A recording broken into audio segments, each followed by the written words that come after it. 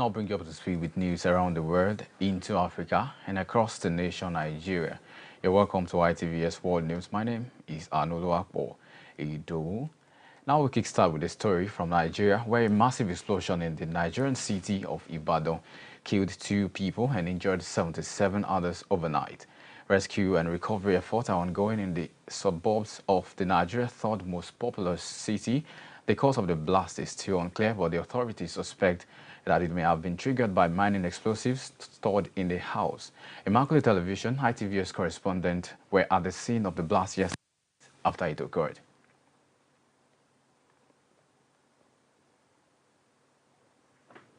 I'm sorry. Where were you? I said I was in my house in Are. Are is not far from here. It's outside this estate, down the road. So I don't know what I felt, but I just felt that the building I was inside was shaking. I got back from work around, I think, past 8, so I was really tired. I had slight headache, so I was just sleeping. I was trying to rest in my bed when I felt that building shaking like it was going to come down. So I don't know what it was. So I called a few of my friends and my relatives around Bodija. So they told me what is happening. And before I could even come outside my house, I was really scared. It took me about 30 minutes or 1 hour. And when I got here, this is really catastrophic. Very, very disastrous. Because if I could count correctly, we have about, like I said earlier, we have about 6 or 7 buildings here. And like I said, I wish we could get help. We need lights. We need bulldozer, whatever we can get. I still feel like even here that I'm standing, there might be people under. But we are not even getting the help that we need. The medical teams are here to give people first aid, but we couldn't even get inside to bring people out. We don't have something as simple as lights. People are just using their phone lights to do what? And everybody's leaving. Dramatic videos have been shared on social media platforms across, with one witness describing a mall being destroyed in Bodija residential district of the city. The governor, Engineer Seyi Makinde, and the police have promised a swift inquiry into the explosion and promised to do the needful under the law. Meanwhile, ITVS correspondent further engaged the residents of the affected area, and here is the report. The government have done very well by making sure they came on time. All the agencies came around and they responded immediately, and they can only follow up by assisting the people to get back to their feet. At 7:45 p.m. when suddenly I had a loud bang, very loud. I've never experienced it in my life before. So after hearing the sound, I looked around. I thought maybe my building was going down. Before I knew it, the whole place was filled with heavy dust. You know, this dust was so shocking, as if there is chemical. So after we couldn't breathe properly, and we couldn't even see the person in front of you. So this lasted for almost 1 hour. So everybody had to mask up before we now had to rush down to the scene of what happened. All right, were there any casualties recorded? Oh yes. Because when it happened, after a while, the security teams moved in. The fire, the NEMA, the resident police, road safety, Red Cross, and injured bodies were taken out from the scene, and then some bodies were lying on the floor, which they had to take as well. Alright, sir, can you tell us what's the cause of this? When I got to the scene of the play, we saw a very, very wide ditch, so wide and deep, and then we were like, what could have happened? And it's like an explosion, something like. Then the experts came around and said, definitely it's not a bomb. So it's like something, maybe like a dynamite, maybe that minor equipment or something like that. So that's what can give you that effect. Well, sir, can you give us a translation of what you have said in Yoruba?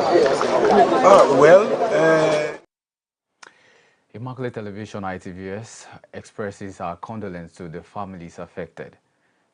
Away now from the shores of Nigeria to Comoros, where Comoros President Azali Assoumani has been re-elected for a fourth term in the post disputed by the opposition as fraudulent. He secured the win with 63% of the votes, the electoral body Seni said. However, turnout was low amid an opposition boycott. Just 16% of the people voted in the presidential election. Opposition candidate alleged instances of ballot stuffing in favor of Mr. Assoumani and that polls had closed early, the Reuters news agency reports. Mr. Assoumani's campaign team had denied the opposition's claims. However, 6 candidates ran in the 14th January presidential election in the Indian Ocean archipelago. International poll observers have said that voting was largely free and fair, despite irregularities reported by the opposition. According to the Election Commission, 18,000 voters went to the polls, but only 55,259, just 16% of the registered voters took part in the presidential election in the country. The dismal turnout followed calls for a boycott by some opposition candidates, prompting some voters to only participate in the gubernatorial elections held at the same time. More than 330,000 people were registered to vote. Out of the population, the World Bank estimates 836,000 people.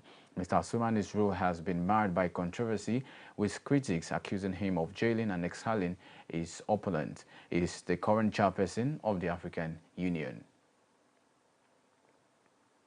Away from that as well now to Niger Republic, where Niger's appointed Prime Minister Ali Mohammed Lamin Zain is in Russia's capital, Moscow, for talks amid the current situation aimed at deepening economic and military ties between the two countries. He is accompanied by Defense Minister Saliu Modi as well as Nigeria's Ministers of Petroleum and Trade. Paris-based news website Modern Freak reported that Mr. Zain would also visit Turkey, Iran, and Serbia. Paris-based news website also reported Niger's military junta, which is under tough sanctions from its West African neighbors, is seeking to diversify its partnerships, Modern Freak reported. The website said the junta has made it clear that it will free itself of Western influence, beginning with severing of military ties with France. And in Ethiopia, Mozambique has detained 82 Ethiopian migrants after they entered the country illegally, according to official reports. The migrants who were detained in the central city of Chimoio in Manica province plan to travel to neighboring South Africa. A spokesperson for the Provincial Directorate of Migration, Abio Mathi, said. Parts of Ethiopia have been hit by devastating droughts and conflict, creating a humanitarian crisis. Officials in the northern Tigray region said that 225 people have died of starvation since last July 2023.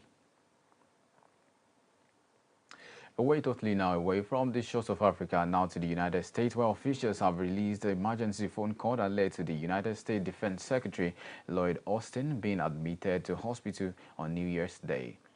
In the audio, a caller asked the ambulance not to use its lights or sirens and to try to be subtle.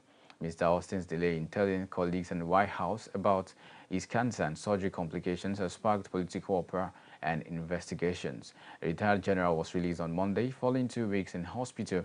His hospital stay began on January 1st when the 70-year-old man was taken from his home in Northern Virginia into an intensive care unit due to complications from minimally invasive prostate surgery in December 2023. The Defense Secretary is just below the President in the chain of command for the U.S. military.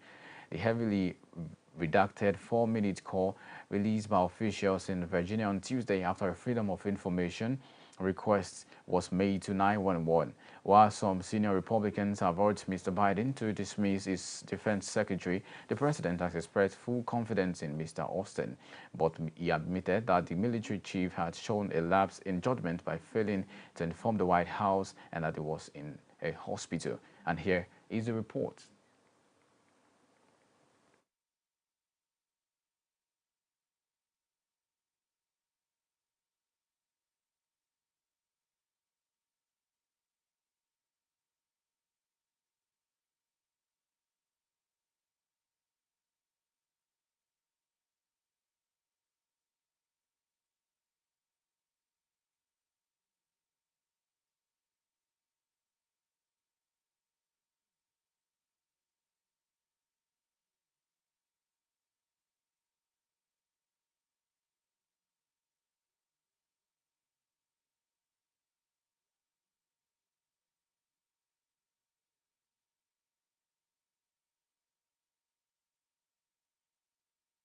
Sorry for that technical breach. Now away to Israeli and Gaza war, where residents of Khan Yunis in southern Gaza say they have faced one of the most intense nights of airstrikes since the start of the Israelis' offensive.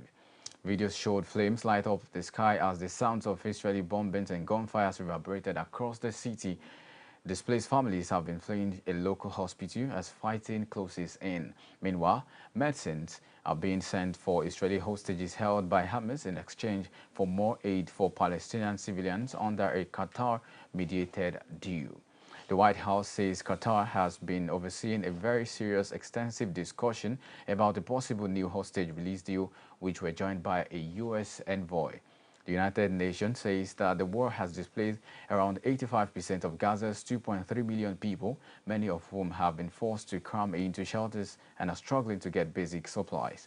In a joint statement, a number of United Nations special rapporteurs said Israel's Defense Minister Yoav Gallant has said that the intense stage of Israel's military operations against Hamas will soon wind down in the south of Gaza, including Khan Yunis, where it is thought local leaders of the armed group may be hiding. He said that the military had already switched to more targeted action in the north, where it began its ground offensive. However, in recent days, the return of Israeli tanks to part of the north, which ground forces had previously left, has led some Gazians who had been planning to return home to think again.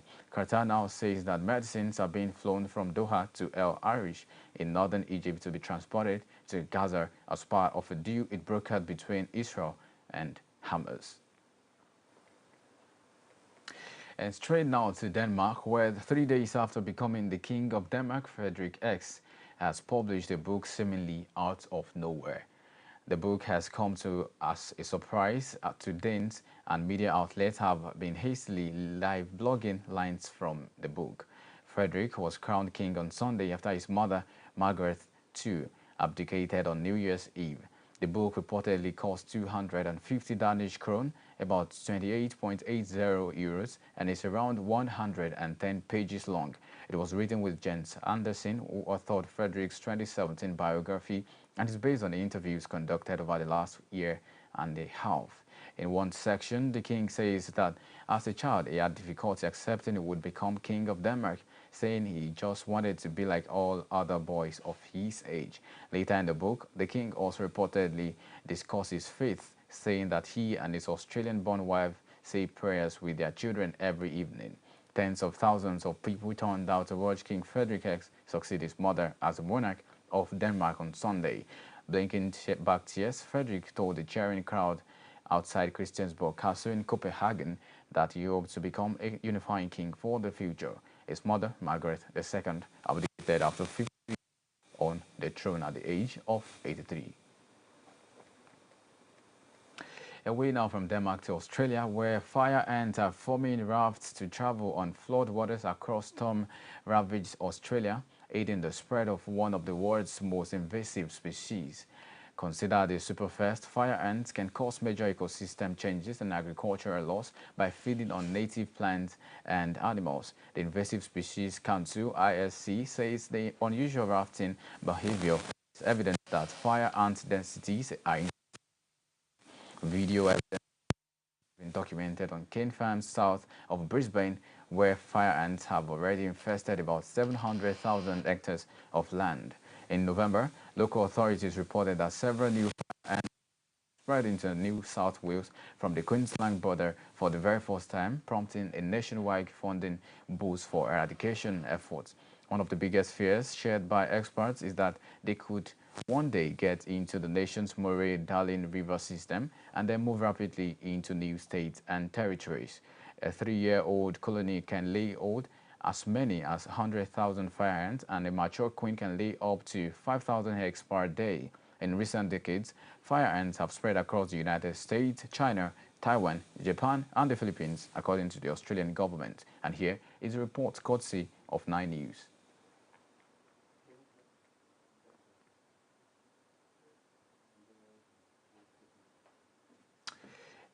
A militant group in western Pakistan in a missile attack, its third airstrike on another country this week after earlier targets and attacks in Iraq and Syria.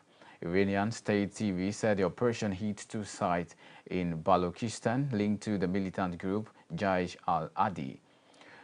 Pakistani officials said 2 children were killed and 3 others were injured. Islamabad said their airstrike was an illegal act and warned it could lead to serious consequences. China on Wednesday urged Pakistan and Iran to show restraint and avoid actions that would lead to an escalation of tension. Foreign Ministry spokesperson Mao Ning added that Beijing saw the countries as close neighbors. Late on Monday, Iran launched fire ballistic missiles against targets in Iraq's northern city of Erbil, prompting condemnation by the United States. Iran's Revolutionary Guard said they were struck what they claimed were an Israeli spy headquarters in Israel and Iraq's semi-autonomous Kurdistan region. 4 civilians were killed and 6 hurt in the attack, according to local authorities. Iran then hit targets in Syria's northwestern Idlib province, which is the last remaining position and opposition stronghold in the country outside of Syrian government control, and is home to 2.9 million displaced people, many of whom are living in dire conditions in camps. Iran's Revolutionary Guard said the strikes in Syria were in retaliation for this month's suicide bombing that killed 84 as crowds marked the 4th anniversary of Iranian General Qasem Soleimani's assassination by the United States. It's news around the world and across the nation, Nigeria. You see on to the world news on Immaculate Television. And now into the world of entertainment. Fresh criminal charges against Angolan billionaire Isabel dos Santos are politically motivated, she has insisted. Angola's public prosecutor has charged Ms. dos Santos with 12 crimes, including embezzlement and fraud, according to reports. The charges relate to Ms. dos Santos' time as chair of a state-owned oil firm. Previously described as Africa's richest woman, Ms. dos Santos ran Sonangol from 2016 to 2017. She's the daughter of a former Angolan president, José Eduardo dos Santos, who led the Southwest African country for 38 years until he stepped down in 2017.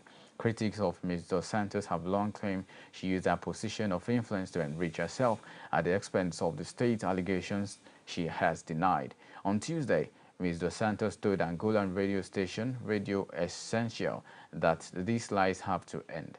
Under the presidency of Mr. Lourenço, several of José Eduardo dos Santos' relatives have been prosecuted on various charges, which they all deny. In 2020, Angolan prosecutors charged Ms. dos Santos with embezzlement and money laundering. Global police agency Interpol issued a red notice for the billionaire in 2022, asking global law enforcement authorities to locate and provisionally arrest her. And in sports, in the world of tennis, teenager Mira Andreeva says knocking her idol Ons Jabeur out of the Australian Open was probably the best display of her fast-developing career. The 16-year-old showed once again why she is the one of the sport's rising stars by demolishing an out-of-sorts Jabeur in the 6-0, 6-2 second-round win. Andreeva is the last remaining 16-year-old in the Melbourne draw, as the Brenda Fruhtová and Alina Koneva were unable to cause shocks against their illustrious opponents. Defending champion Aryna Sabalenka won 6-3, 6-2 against Czech Fruitova, eventually overwhelming her teenage opponent with power after a competitive start. Brazilian 10th seed Beatriz Haddad Maia saw off Koneva, who is best friends with her fellow Russian Andreeva in a 6-1, 6-2 win. And before we end the news, recall that you can now stream our live programs on multiple digital platforms. For iPhone users, Limex World TV app is where to find us, and for Android users, NetNiger TV app is where to find us as well. Once and again, thank you for joining. My name is Anoluwapo Idowu. On behalf of the entire news production crew, as well as the executive producer of this newscast, Busola Ademilui, we say thank you for joining. Do enjoy the rest of your day. Bye for now.